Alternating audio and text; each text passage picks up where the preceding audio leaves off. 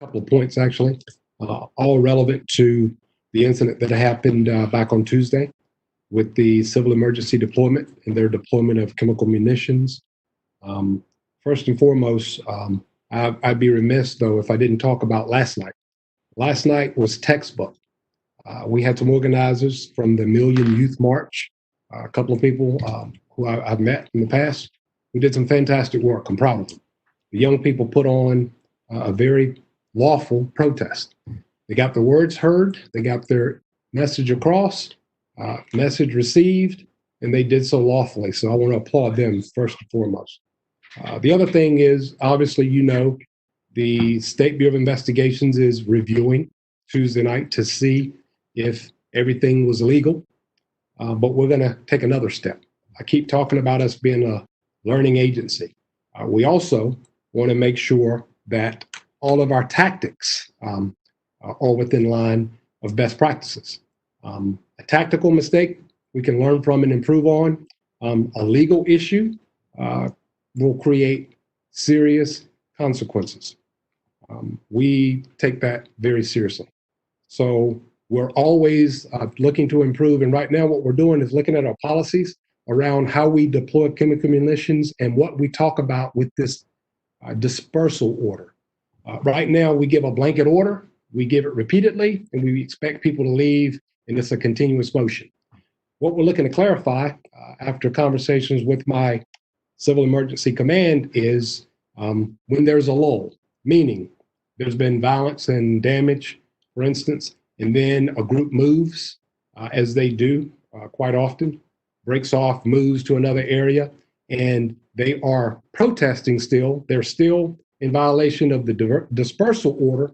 But what we want to do is slow it down as long as there's no imminent violence or damage and start over. Re-emphasizing our dispersal orders so that it's very abundantly clear to everybody what the expectations are. I think we can get better there. I'm just being honest with you. The other piece of that to make sure that that's the case is the Office of Domestic Preparedness, the experts in training for civil emergency units across this country. We're reaching out to them to do a review of those tactics on Tuesday. Listen, I get it. I said that before. It's hard to watch young people being exposed to chemical munitions. It's hard to watch anybody be exposed, but especially young people. So we got to make sure our deployments not just meet the basic legal standard, but the higher standard we're trying to achieve. And I'm proud of our command for our civil emergency who have taken this to heart. So right now we're going to have an external review of that incident by experts to look at tactics. As I said, the SBI is looking at the legality, but that's not good enough. I keep talking about the ethical and moral standard that we want to hold ourselves to, and we'll get there through the feedback to get better tactically as a unit. Here's the other thing. Unfortunately, all of this is overshadowing all of the positive that I see. I spoke about the Million Youth March organizers of last night, hundreds of young people coming together to get their voices heard, to exercise their First Amendment. It was a good thing. It was a great thing to see. And what you also will realize is we accommodated their ability to do so, as we always will. It's our mission. I just hate that Tuesday's overshadowing everything. And I get it. Tuesday's hard to watch. But everything that happened last night gives us hope. What I saw is young people taking it upon themselves to do things within the boundaries of law, but also to be loud in their demands for change and reform. What you see today is a result of demands to get better. Again, for all our people, I really am struggling because so many nights they've been putting themselves in harm's way to keep you safe, to keep themselves safe, and to protect property. And we have one incident that changes the entire story. I want to be as transparent and open as I can be when we look at everything that happened from a legal standpoint and then from a tactical standpoint with people who are best to do so. I believe we have the capacity to do so internally, but I'm hearing from the public, as we've heard over the years, there's a need to have independence and an external agency do so. So at this point, we're going to allow for two: the SBI for the criminal, for the lawfulness, and then the ODP for the tactics. Lastly, I'd like to express my heartfelt thanks to all the community members who are reaching out, giving us feedback. Not always easy to take, but that's part of our job. I also applaud all of our officers on the front line doing this work. You've done a fantastic job overall. A mistake, we own it, we can atone for it, we correct it, and then we move forward. That's how we build trust. At this point, I'll open it up to any questions. And we've got several, Chief. Yes, Brett Jensen from BT Radio, and we're going to skip around a little bit and go in order today. Are you aware of any metropolitan police departments across the country that are not authorized, don't authorize their officers to use tear gas or pepper spray? Major cities, I'm not aware of many. I am aware that there's a movement to do so in some of the larger cities, a few of them, but no, I'm not aware of many major cities that have restricted the ability. And the reason behind that is we as a profession are learning from our mistakes too that were made in the 50s and 60s. If you take away chemical munitions and the ability to de-escalate and to get and to maintain and establish order, you're going to have to use physical force. And that looks worse than anything you've seen with chemical munitions. Hunter Sands from WCNC wanted to know if we petition the court to release the body cam footage of the incident which the mortar was thrown at the officer, and if not, why not? Again, what we're doing is there's a lot of things that you will see. I wish I could do everything that is being asked of me in a day. Not humanly possible, although we're trying. So right now what we're looking at is, as I said, the deep dive and review and assessment of Tuesday. And then sequentially, we're going to respond to everything else. I think he was referencing the mortar video of that officer standing on the corner that was released on social media. Sure. Or did we have to petition the court? Gotcha. Why didn't we have to? Yes, sir. Okay. I'm sorry, misunderstood that question. Mainly because we're looking to bring the person who did it to justice. That was a criminal act, and we want to bring the offender to justice. And to do so, we need the public's help. We'll put the video out to help us identify who that was so that then we can bring that person into the justice system and seek justice. And was that release, was that consistent with the statute authorizing us to release that to the public without a petition to the court? Was there an exception? Without a doubt, there is an exception that allows for that so that we can conduct criminal investigations, which is what this is. Hunter, again, I wanted to know, the Minneapolis Police Department today banned police chokeholds. Does CMPD have them banned, or will the department ban chokeholds and kneeling on a person's neck? It's already banned. It's against our policy already. And I applaud any department that hasn't banned them already to do so. We need to. We got to get better than that. This organization doesn't allow for it, and nor should any other organization, in my humble opinion. He also wanted to know, he said that last night seemed a little bit different in the stance. They, the media, he himself didn't see lines of police officers on bicycles blocking roads and coming face to face with protesters. Wanted to know if there was a change, why there was a change in tactic, and wanted to know specifically if it had anything to do with the Charlotte-Mecklenburg Police Department Facebook Living the protest. What it had to do with is what we react to. Again, our strategy is always, we're going to facilitate First Amendment. That's what our people do. That's why you see the bikes blocking traffic, to allow people to walk in the street safely.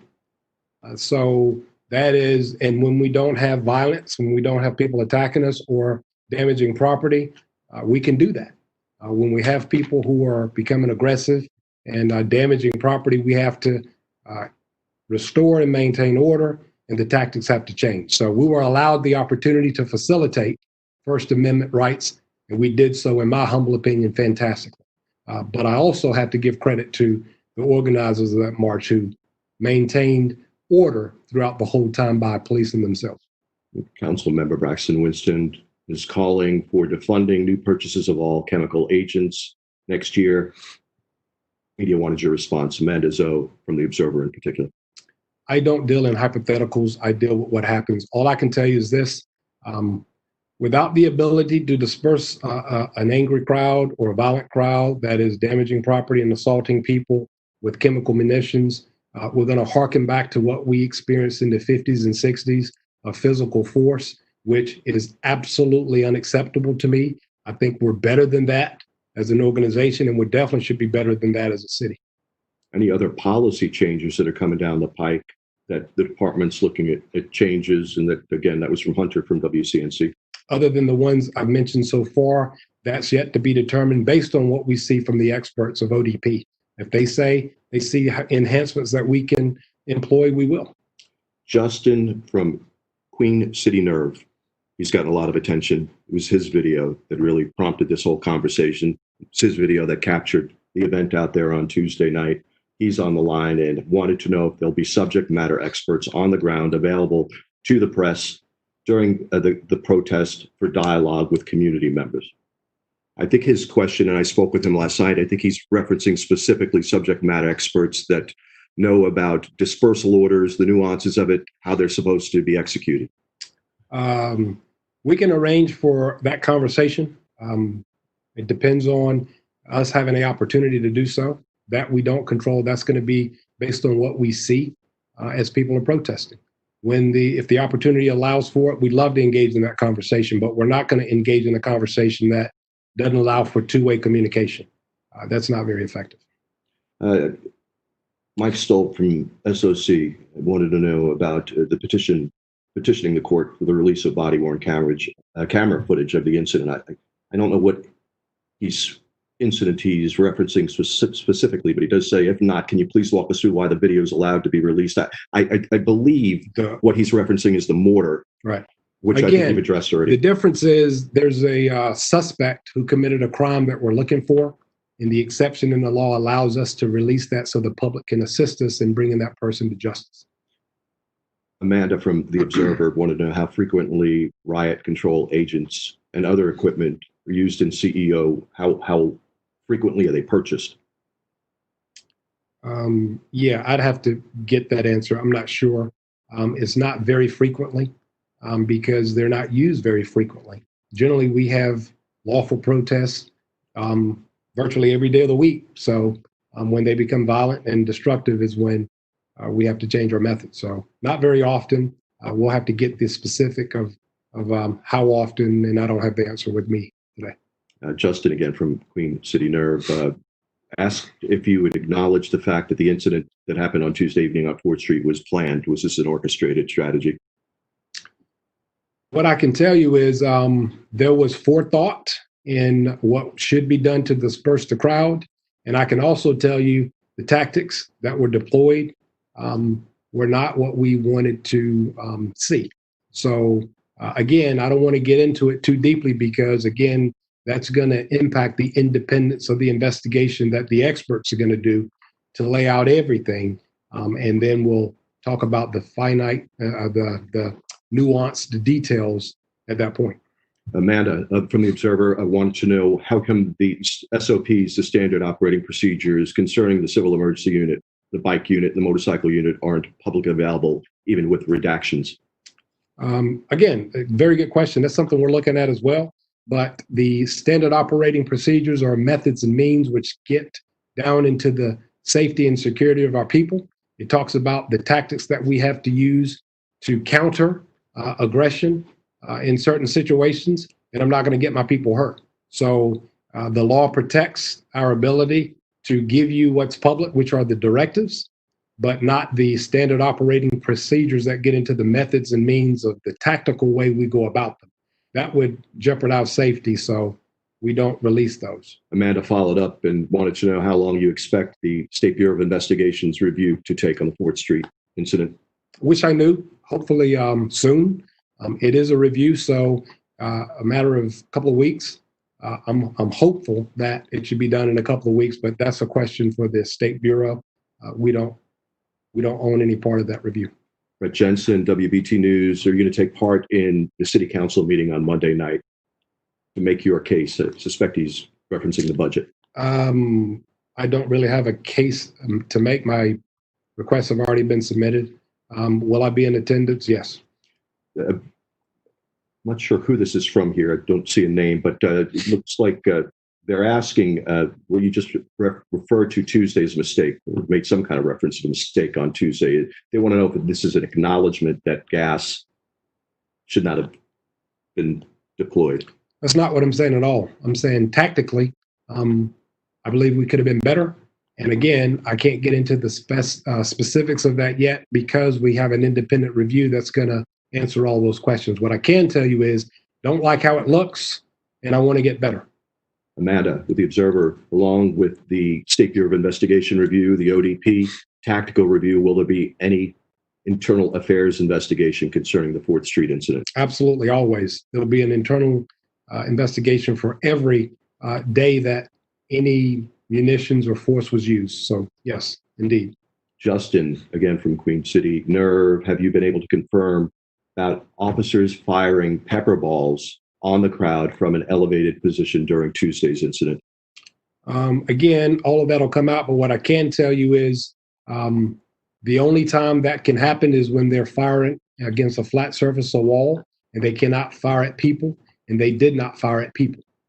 Everything else, again, will come out in great detail when the experts do their deep dive and assessment. And he followed up with the question asking if there are any plans to implement training tactics for civil emergency unit officers to identify and not only identify, but remove individual agitators from protest groups rather than dispensing or deploying the entire crowd with munitions. Very good question. We try to be strategic. That is a part of how we do it strategically. The issue is, like last night, when you have people in the who are protesting, they best police themselves, not allowing people to turn that from a lawful protest to a riot. The threshold is pretty clear. When you start throwing things and assaulting people and destroying property, it transitions, and we're going to have to adjust our tactics. But do we try to strategically extract individuals who are causing trouble? Yes, there's evidence of that in every one of those engagements, virtually every night except last night, and definitely not during the day when they're lawful and we don't have to do any enforcement actions from a civil emergency standpoint. Brett Jensen, WBT Radio, will you speak to City Council about the department's need for tear gas? We have a need. It's pretty clear. That's why we make our requests. I'm going to respond to any questions that they have as to why we need those chemical agents, and I just explained it. You take those away, you're forcing our hand to use other tactics that I think are a lot less sanitary and a lot less humane, to be quite frank with you. I don't like physical force, don't like the use of batons, and I'm hoping we'll have tools that allow for us to de-escalate situations without physically forcing people to do what we're telling them they lawfully have to do. Amanda Zoe would like some clarification on the terms that would be appropriate when we talk about specific riot control agents. Sure. Would it be CS gas, pepper balls, flashbangs, rubber bullets? If they're used at CMPD, how would the media, how should the community refer to them? What should they refer to them as? What are the terms? They're chemical agents, and we can give you a further breakdown. Again, the Office of Domestic Preparedness is going to do a full assessment, and we'll release the information that shows you definitively everything used, why. And also they might have recommendations of things that we may use in the future that might be different, but they're going to validate everything that we're doing. I mean, everything that we use and how we should best do it tactically. Just a wrap. That's a little light today on the questions, Chief. Anything you wanted to wrap up with? Yeah, to the community, to the city. Thank you for so much support for our people. To the protesters, I applaud you for getting your voice out, as long as you're doing it lawfully. Last night and every day of protest has been a model of what it should look like. You see, when you're doing it lawfully, we're going to accommodate. We're going to go all out to make sure you do so safely, as long as you're doing it lawfully. But at night, when it changes, we ask those people who are influential, the leaders within the group, to help us keep the behavior within the boundaries of law so that we don't have to talk about chemical agents. We don't have to talk about civil emergency unit. We can just talk about the themes that are being brought forth that can help us responsibly reform and become a better agency and also a better profession. Thank you.